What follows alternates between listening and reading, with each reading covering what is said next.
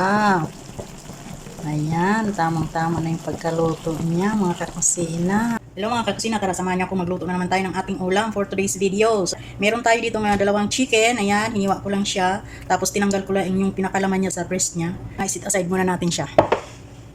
Tapos dito sa ating maliit na bowl, mag-mix tayo ng pampalasa niya. So maglagay tayo ng soy sauce, oyster sauce.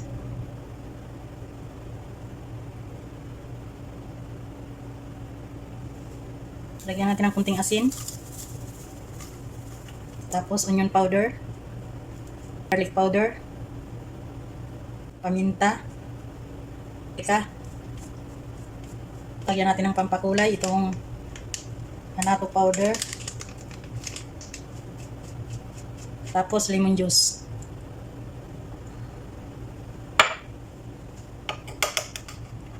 Mix lang natin.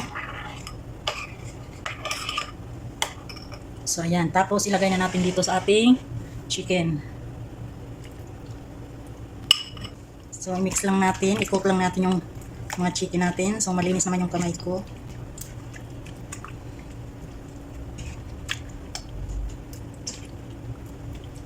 So ayan, i-marinate lang natin siya ng mga 2 hours bago natin iluto. So ayan na guys, after natin ma-marinate, so i-drain muna natin yung sauce niya.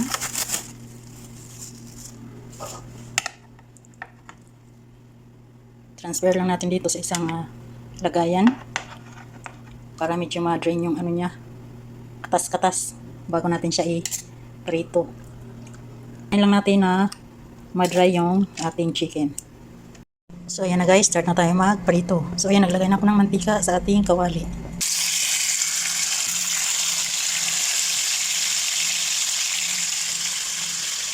Ayan, tapusin lang natin yung pag-prito.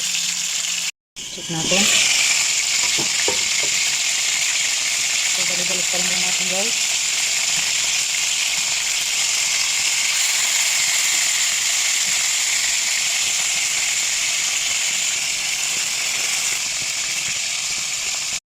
So, yan. Malapit na siya. So, haptok lang ang gagawin natin dyan kasi lulutuin pa natin yung ulit.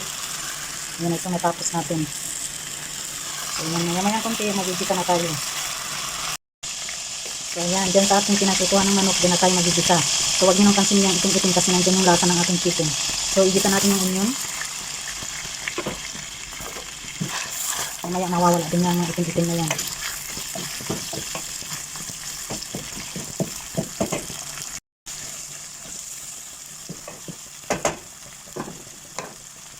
Sunod ang garlic at saka bay leaves.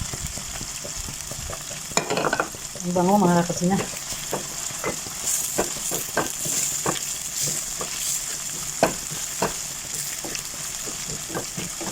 Yan, tapos ilagay na natin yung ating pinagmarinitan.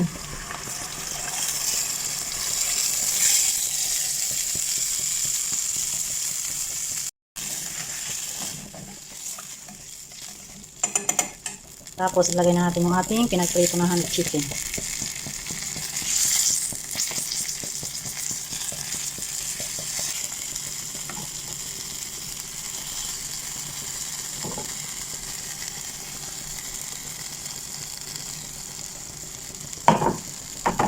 So ayan, takpan lang natin, hintayin natin na maluto yung chicken.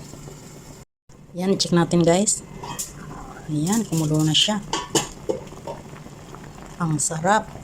So balik-balik na rin natin para maluto naman yung sa ibabaw. Para pantay yung luto niya. Sarap mga kakusina. So hintayin lang natin na yung sauce niya. Ayan. So takpan natin siya ulit. Yan na guys, check natin ulit. Wow, bango. So timplahan natin.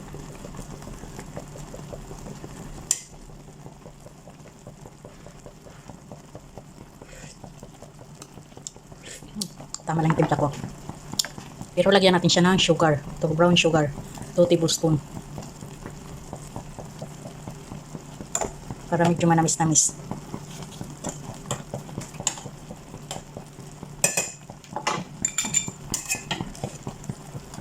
Baliktarin naman natin siya ulit. Kasi marami pa yung ating, marami pa yung sauce niya. So, ayan, lagyan natin ng apple. O, diba? Yan ang sikreto sa masarap na chicken. So, instead na pineapple, apple lang yung ilagay natin. Yan, binutasan ko lang sa gitna yung apple. I-slice lang natin ng pabilog.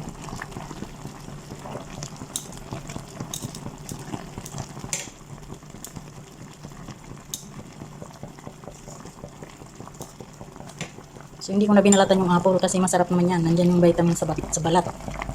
So, ayan, takpan lang natin siya ulit. Wow!